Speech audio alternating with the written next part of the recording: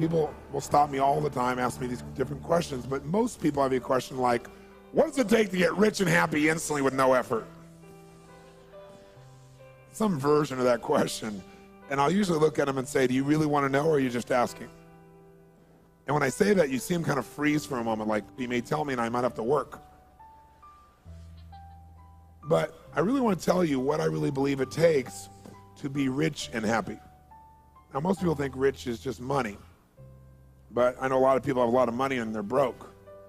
And I know a lot of people have a lot of money and they're very rich. That richness is a sense of fulfillment.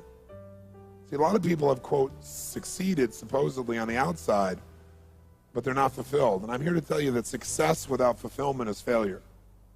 So how do you make sure you're really fulfilled?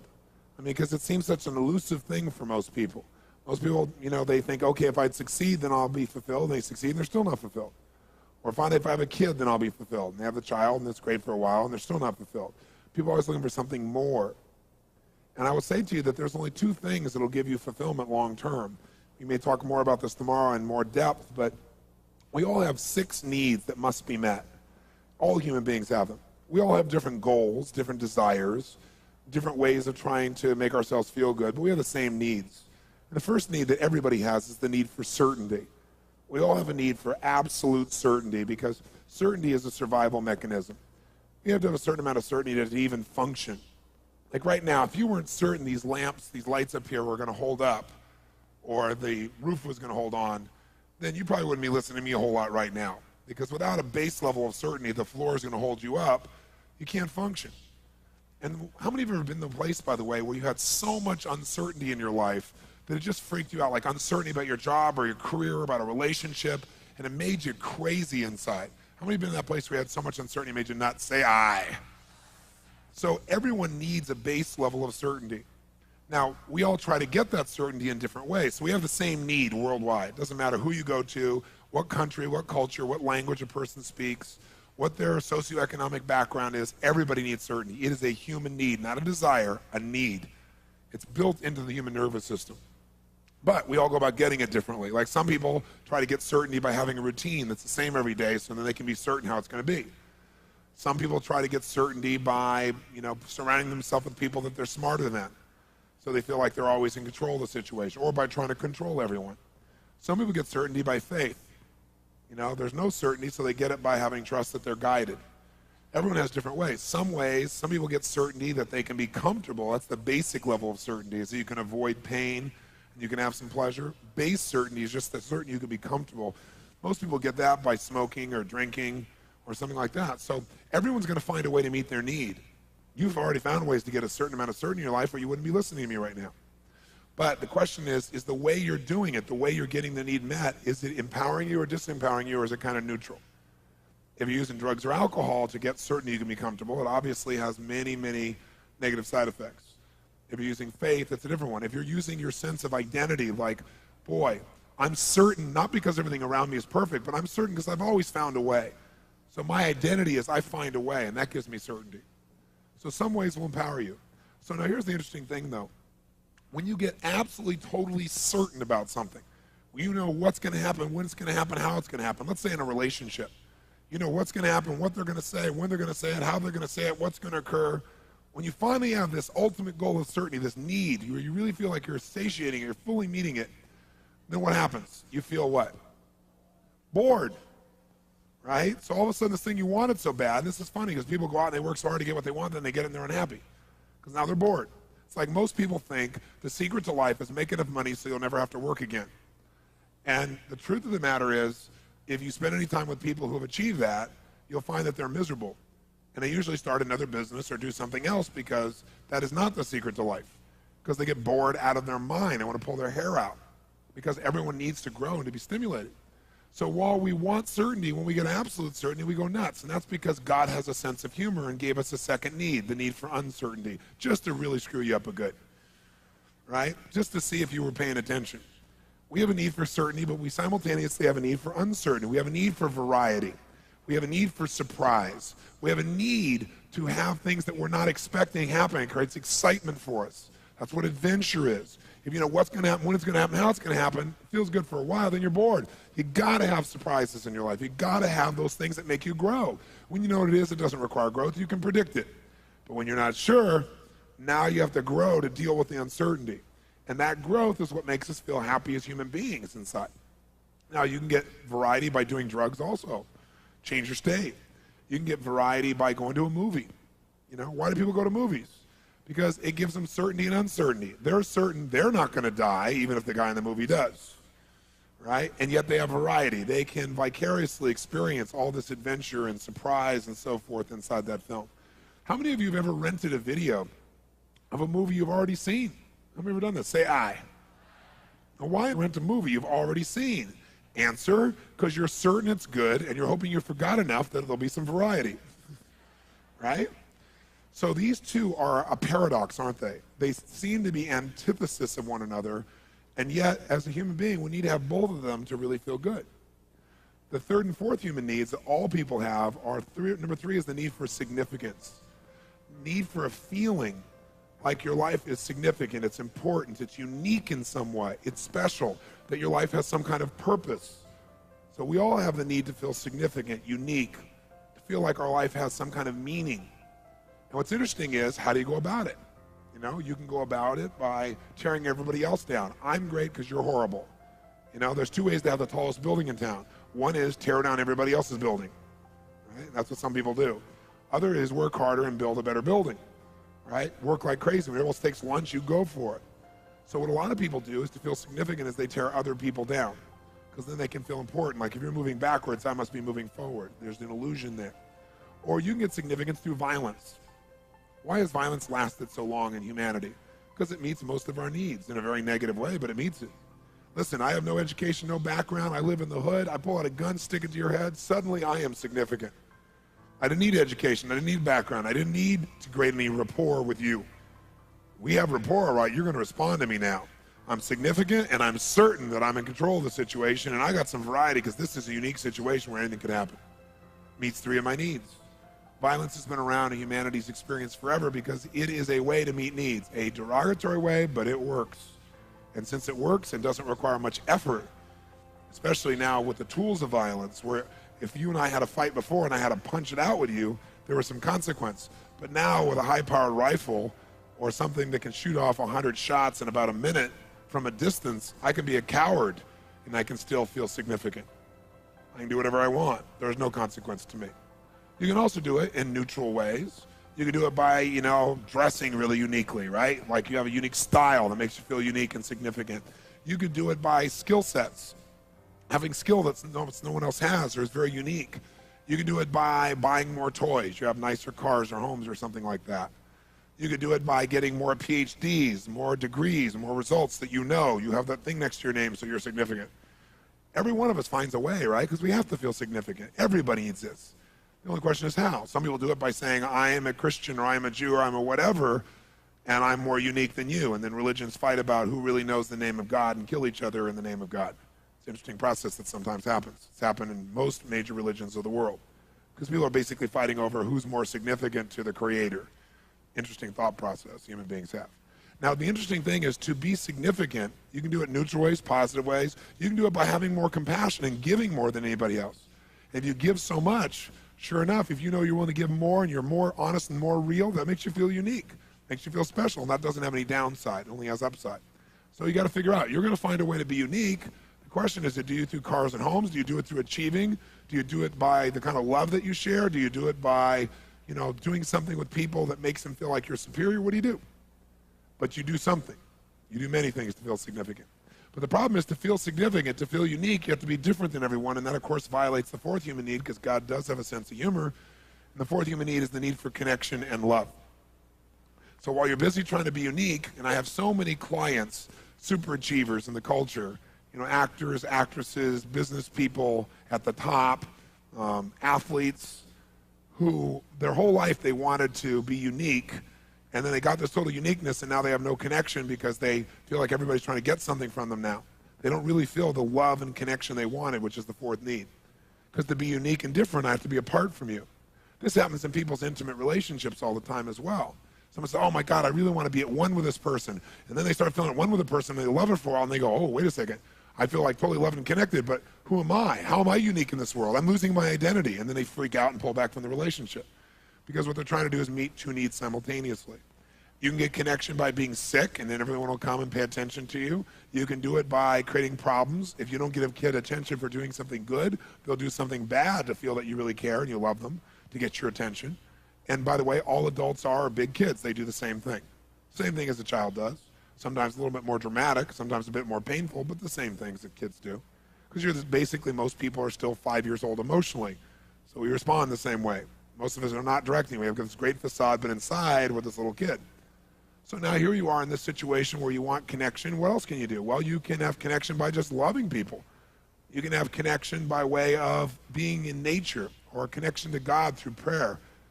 Or you can have connection by looking at a piece of art and feeling this sense of inspiration. You can have it through meditation. You can have it by making love, and you feel this total connection. You can have it through a pet. There's so many ways to get it. You're going to find a way. The only question is, on a scale from 0 to 10, where 0 is none and 10 is totally fulfilled, where are you? Most people find ways that really don't fulfill them totally to bring them up to a 4 or 5. So they're in no man's land. They're not really happy, but they're not unhappy enough to do anything to change it or make it better. And then if you meet these first four, if you meet the need for certainty and uncertainty, called variety, and significance, and connection, you'll find a way to meet those. Those are called the fundamental needs. But you will not be rich, happy, fulfilled, really fulfilled, unless you meet the last two, and very few people meet the last two. These are the two that are the real secret. And that is, number 5 is you must grow. You must grow. And number 6 is you must contribute beyond yourself in a meaningful way. See, you can get certainty by controlling everybody. You can get variety by doing drugs. You can get significance by tearing other people down. You have connection by having a problem all the time that people have to fix. And so they pay attention and you feel loved by that. None of those make you a better person. The only way you're going to be fulfilled is if you pick a different set of vehicles. And those vehicles, or those ways of meeting your needs, must cause you to grow. Because no matter how much you earn, how many people think you're great, or what's wonderful in your life, if you don't feel like you're growing, you'll feel like you're dying inside. And anybody you've ever seen who has committed suicide, you thought, how could they do that? I mean, they had the world by the tail because they didn't feel like they're growing. And or, even if they were contributing, they didn't feel like their life had any meaning, that they were contributing beyond themselves. I bring this to your attention because I've seen so many people develop such great skills and still be unhappy. So if these are the 6 needs, you got to decide how you're going to play this game. And there's certain beliefs you have that make you do things a certain way. And they may not be serving you, but you keep doing it because it meets some of your needs. It's like, for example, anything a human being does, remember I said they have a reason. So if you smoke cigarettes, even though you know it's terrible, you do it because it meets some of your needs. Maybe initially you did it to be significant or to feel connected to some friends. Or maybe you're so stressed, you're certain when you smoke, you can relax. So now we stop you from smoking, well, you're gonna go for something else because you gotta still feel that comfort, or you gotta still feel significant. So unless we understand what our brain is doing, most of us in life have no idea how to win the game of life. We don't know what the target of the game is. We don't know the goal. And so it's pretty hard to win a game when you don't know what the goal is. I'm here to tell you, having been with a couple million people from 65 countries and having heard every story you can imagine. I've dealt with people with 152 personalities who started splitting in the middle of a seminar while Diane Sawyer was actually covering a businessman sitting next to this woman, and she split in 152 personalities, been in therapy for 30 years, and integrated her in 40 minutes on the spot. And Diane ended up saying it's a miracle, and saying, but it can't last. So they waited a year to do the story and followed her for a year, and she never broke down again. So I've dealt with that, to people with 152 personalities, to people with like no personality who have a bigger problem, right? Okay, much bigger problem, right? I've dealt with, the kid in the South Bronx addicted to crack cocaine, and I've dealt with the top CEOs in Hollywood addicted to cocaine.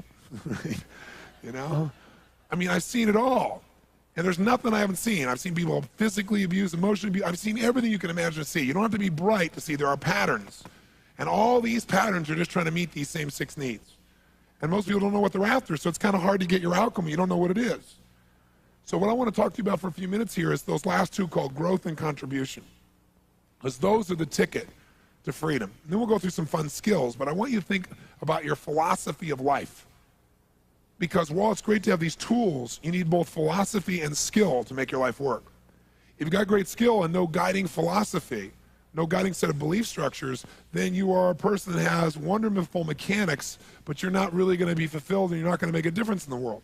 If you got this wonderful philosophy and you got no skills, no muscle, then you're going to live and be able to philosophize forever and you know it's right, but you don't do anything. It's a merger of these two, or a melding of these two, that really creates a quality life from my perception. So let's talk about the philosophy of what creates that fulfillment. I remember somebody came to me one time and said, so what does it take to be rich and happy? And I remember I looked back to him and I said, it's really simple. Be a team player. I remember the person looking at me like, what does that mean? But let me tell you, that's the secret to wealth and happiness. Become a team player. What does that mean? A team player means you got to understand something. Human beings are really unique. Here's what's unique about us. We're driven to achieve a certain amount in our lives, whatever that may be, to meet our 6 needs. For some people it feels significant, they got to make $10 billion. For some people it's significant, they have to have a child and have that child grow up and be a nice person. There's no right or wrong. It's just different beliefs in our head about what has to happen, right? But here's what's interesting. Most of us don't need to have a lot happen to meet our needs. We don't. So it's different for every person. So let's say for you to meet your needs of identity, you have to do a certain amount of business. Well, once you do that much in business, you don't have any more drive. It's like, okay, that feels good, right? Or you have a certain amount of need for acknowledgement. But once you get a certain amount of acknowledgement, people tell you a million times how great you are, you always appreciate hearing it, but you don't really need it because you know. So you're grateful and it's wonderful, but it's not like desperation. You know what I'm saying here? And so certain amount of money, certain amount of respect, certain amount of accomplishment, certain amount of something, and then we kind of lose our drive because we enter our comfort zone. How many follow this? Say I. So once you're in your comfort zone, you're not driven anymore. Here's the problem. When you get in your comfort zone, you're not driven, you no longer grow. When you're not growing, you start to die inside. When you're no longer growing and dying inside, you stop contributing in a meaningful way. And as you do both of those, your whole world falls apart emotionally. See, I've seen this happen. I've got about 6 or 7 friends, probably 7 to be accurate, who are considered by most people in the world to be like the best on earth at what they do and have been for a quarter of a century. Like one guy's in the movie business, been the head of several studios, made an unbelievable number of pictures, Academy Awards. Another guy is an NBA coach, the most winningest coach of all time in NBA history. I mean, each of these guys are my friends, and they're in their mid-50s. And what all of them do when we get together and talk is we talk about life and where we're going, what we're doing. And I've watched many of them, the business ones anyway, cash out at one point in their career, where they sold their companies and made $500 million. One guy, $2.5 billion. And he thought that was going to make him happy. And I remember for the first 3 or 4 months, he was really happy. He partied, it was fun, it was great. But then all of a sudden he got more and more crazy. And then all of a sudden he started overeating and drinking. And all those things are is a symptom for the fact that you're not fulfilled. So now you're going for the cheap quickie to try and make yourself feel good because you really aren't growing, you're not contributing. And every one of them has gone back into some venture that made them have to grow, because when they had their business, they had to take on the challenges, they had to take on the effort, they had to grow, and they felt like they were contributing something meaningful. And that's when they're happiest. So having said that, if we all can get comfortable at a certain spot, then what's the secret to make sure we're always growing and contributing? And the answer is become a team player, which means this. People will do more for others they care about than they'll ever do for themselves. And that's a critical distinction to have about human beings. People will do much more for others they care about than they'll ever do for themselves. Now, for some people, that's God. For some people, that's their kids. For some people, that's their friends. But we'll all do more for something people we really care about than anyone else, than ourselves. And so if you really want to be happy, you got to grow and got to contribute. How many buy that? Say I. So if you buy that, you got to have a reason to constantly grow, because you're going to get comfortable pretty easily. The only way to do that is to have these people you care so much for that you feel compelled to constantly contribute more and to grow in order to be able to do that. Unfortunately, in my life, I figured this out at a very early age, and so it drove me to this point. It's why I'm here now. And I'm here now because I get to have this sense of I have to grow to do this, I have to contribute, and I get the joy and the fulfillment of that process. I don't have to do any of this anymore, fortunately. I can sit and do nothing for the rest of my life economically, but I couldn't sit and do nothing and be happy. So that's where we got to vest ourselves. But I have found what that is for me, which is certain people I care about, an environment of people I care about, people like yourself who really want to make their life more, no matter how great it is. But you got to find what that is, because that's what will drive you. So I want to give you a couple of assignments that if you use them will get you more connected to your team. And they're very fundamental and they're very basic, but I think if you'll do them, you'll find them to be quite useful. And the first one is really simple. If you're going to be a team player and you're going to feel that sense of connection, then what you got to be able to do is you got to be able to connect when it's not easy to connect.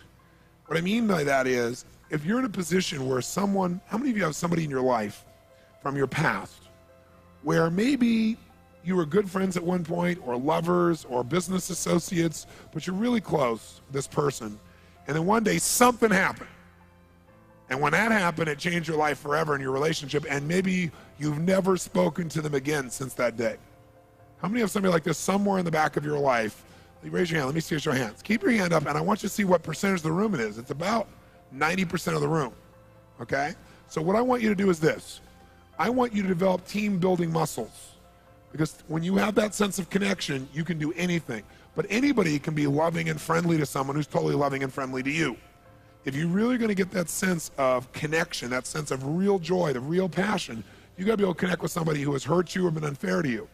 Now, I'm not suggesting you go start another relationship with this person. I'm not stupid. I know many of these people you don't want to start a relationship with. But I do want you to learn how to communicate with absolute caring and love and make yourself do that even though you've been hurt. Because that's how you build an ultimate muscle. How many follow this? Say aye. What I'm going to ask you to do is you are going to tomorrow or tonight after the seminar, you're going to take this person, maybe you've not talked to them in years, and you are going to call them. Now, answering machines don't count, okay? But you're going to communicate with them. And what I want you to do is three things. I want you to call them. I want you to acknowledge yourself, who you are. Don't pretend you're someone else. And answer the phone, and as you hear their voice, you'll say, hi, this is me. Remember me? I certainly remember you. Then the second step, you're going to acknowledge how the relationship ended. So you're going to say to this person, listen, I know the last time we talked was not a very pretty sight. I know that we yelled or we did this or we did that. I know that I knew I was right and you knew you were right, and it didn't end in a very attractive way. So acknowledge what happened so it's clear that you're not an idiot calling back. And then you go to the third step. You say, I'm just calling for one reason. It's been 6 months, it's been a year, it's been 10 years.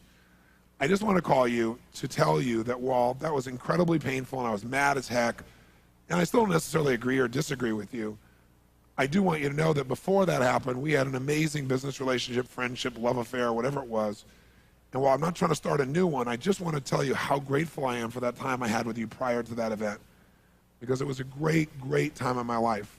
And you were an important part of my life and my team, and I want to thank you for that. And you don't have to say anything. I'm not calling to have you say anything or give me anything. I just wanted to thank you for that time. I hope you have a great life. Thanks. Bye. Click.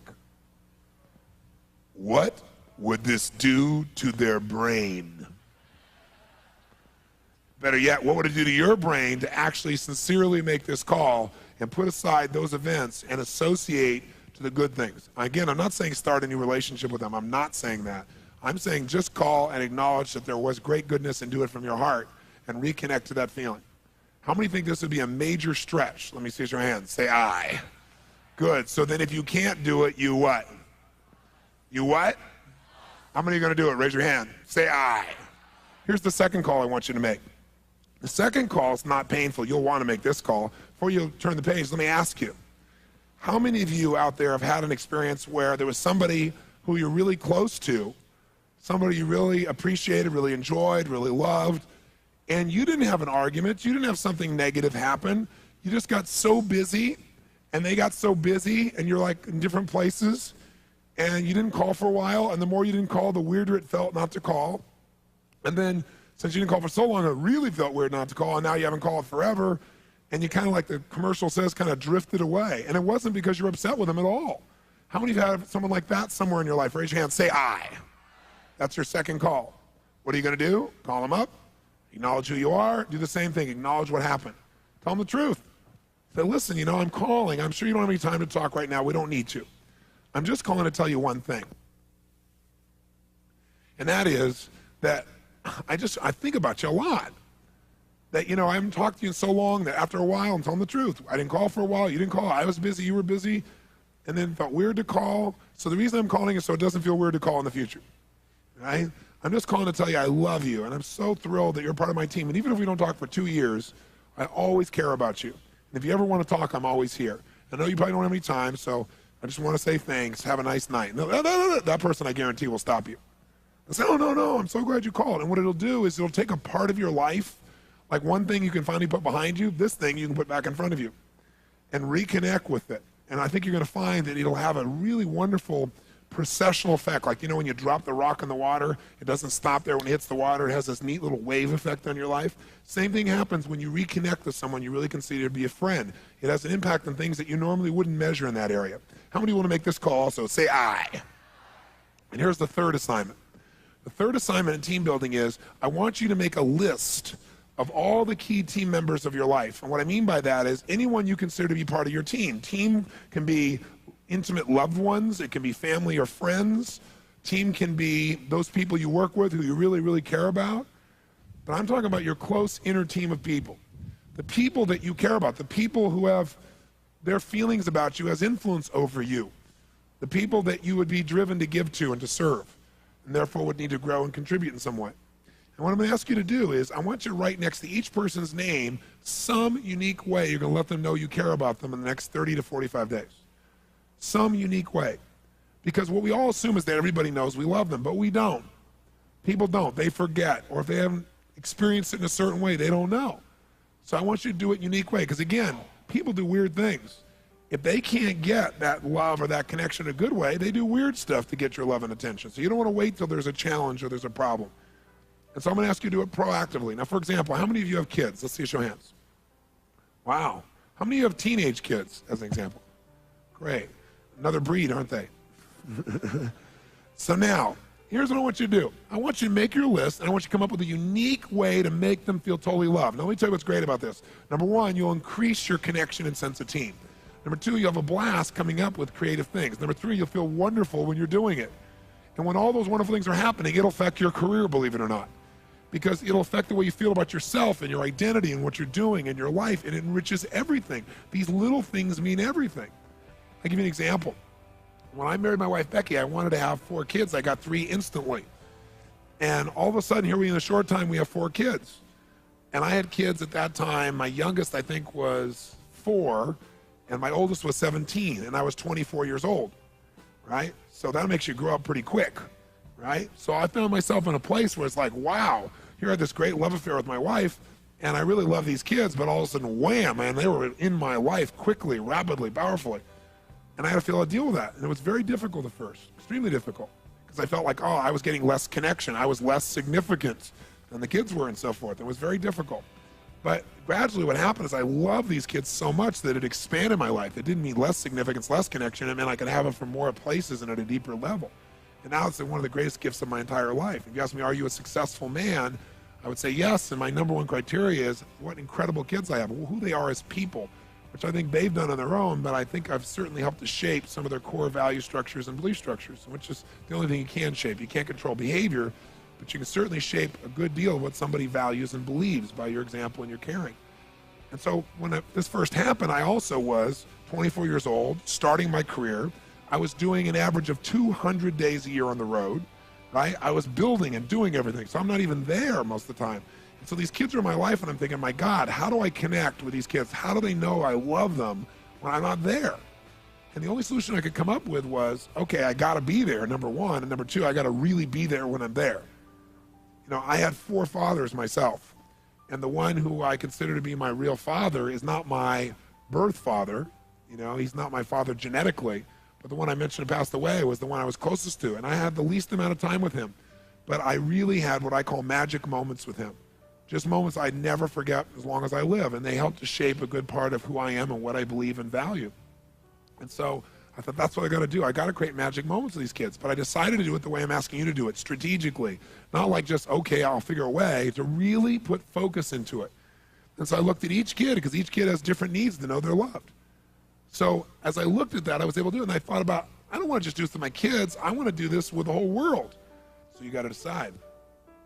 Are you going to blast through your life and forget what you really love? What you really, really live for? Because you're busy trying to achieve something. Or are you going to do both? Live fully and blast through everything you want to achieve too. The only way you do that is if you understand team. Inner team is the most important thing. So that's my challenge to you, is to make it the most important thing, including, by the way, the team inside of you. Because for years, I took first 7, 8 years of my career, I didn't take one day off. I worked 7 days a week. That was it, because my whole identity was, I don't stop. But I've also learned through lots of pain that if you just give to everybody else but yourself, pretty soon you're empty and you got nothing to give back. And so I learned gradually to really give myself things, give myself time, give myself little events. And I want you to do that. So I have one other assignment for you. And that is, I want you for the next 4 weeks to promise me one thing. Besides coming up with your plan to take care of your team, that you come up with a plan that gives you 1 hour a week for the next 4 weeks where you do something for you that you normally will not do for yourself. I don't know what it is. Everybody's different. Maybe it's just a walk on the beach or a walk away because you never give yourself time by yourself. Maybe it's buying yourself something you would never do because you go, oh, that's stupid. I don't need that. Do it anyway. Because I'll tell you what will happen. When you give to yourself, you'll have something to give to others. You know, the Bible says, love thy neighbor like thyself, which presupposes that you would love yourself. That's not a very popular thing because most people who pretend to love themselves really don't. They don't really love themselves. They hate themselves. Giving to yourself is a gift that when you give to yourself and you're so much happier, so much more alive, you're able to give to others.